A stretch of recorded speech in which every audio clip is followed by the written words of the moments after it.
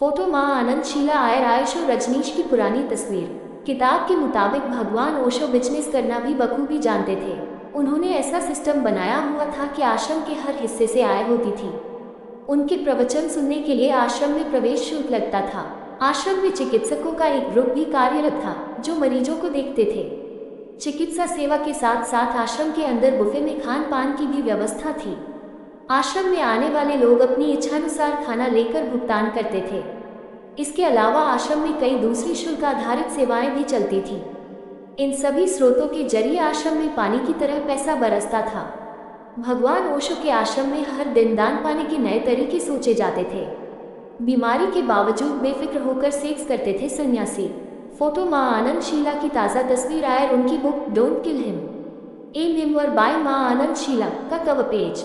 आश्रम में सन्यासियों को शिफ्ट में काम करना पड़ता था। आश्रम के सन्यासी भगवान ओशो से इतने प्रभावित थे कि अपनी परवाह किए बिना काम करते थे। यहाँ तक कि उन्हें रात को सोने के लिए अच्छी जगह भी नहीं मिलती थी। लेकिन धीरे धीरे कुछ सन्यासियों को बीमारियों ने जकड़ लिया। आश्रम के सन्यासी बुखार, सर्दी और इन्फेक्शन से पीड़ित रहते थे। आश्रम में चारों तरफ गंदगी का माहौल था। इसके बावजूद भगवान लगातार अपने भक्तों को सेक्स की इच्छा दबाने के विरुद्ध उपदेश देते थे। इसलिए आश्रम के सन्यासी बेफिक्र होकर सेक्स करते थे। शीला ने किताब में लिखा है कि मुझे ये देखकर बड़ा आश्चर्य हुआ कि पूरे दिन काम में लगे रहने के बावजूद सन्यासी सेक्स के लिए समय और ऊर्जा निकालते थे।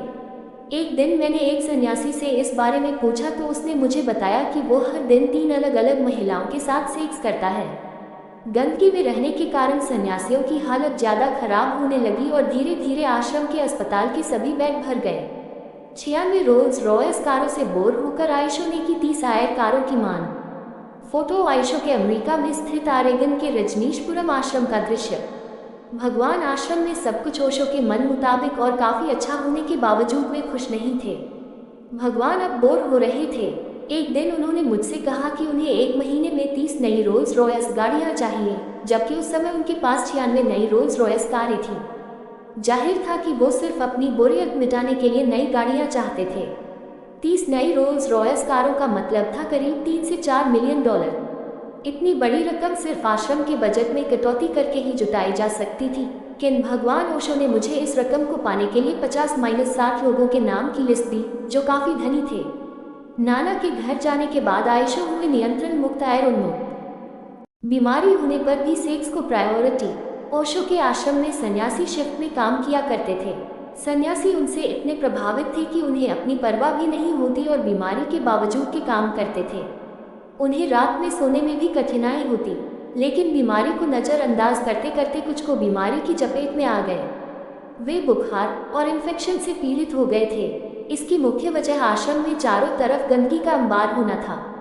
इन सब के बावजूद मां आनंद लिखती हैं कि भगवान ओशो को इससे कोई फर्क नहीं पड़ता और वे भक्तों को सेक्स की इच्छा नहीं दबाने के लिए कहते। उनकी बातों से आश्रम के सन्यासी बेफिक्र होकर सेक्स करते थे।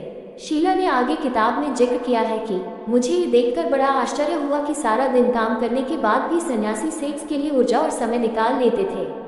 शीला आगे लिखती है, एक दिन उन्होंने एक सन्यासी से पूछा तो उसका कहना था कि वो हर दिन 3 अलग अलग महिलाओं के साथ सेक्स करता है। 30 रोल्स रॉयस गाड़ियों की डिमांड। आनंद शीला के मुताबिक एक दिन ओशो ने उनसे 1 महीने में 30 नई रोल्स रॉयस गाड़ियों की मांग की, जबकि उनके पास पहले से ही 96 कारें थीं। ओशो को ये नई कारें बोरियत मिटाने के लिए चाहिए थी। इन कारों को खरीदने के लिए करीब 3 से 4 मिलियन डॉलर चाहिए था। इतनी बड़ी रकम खर्च में कटौती करके जुटाई जा सकती थी, लेकिन भगवान ओशो ने पैसों के लिए 50-60 लोगों के नाम अपने शिष्य को दिए थे जो काफ़ी धनी थे। टॉक सुनने के लिए धन्यवाद। ओशो टॉक को सुनने के लिए बने रहे हमारे चैनल के साथ।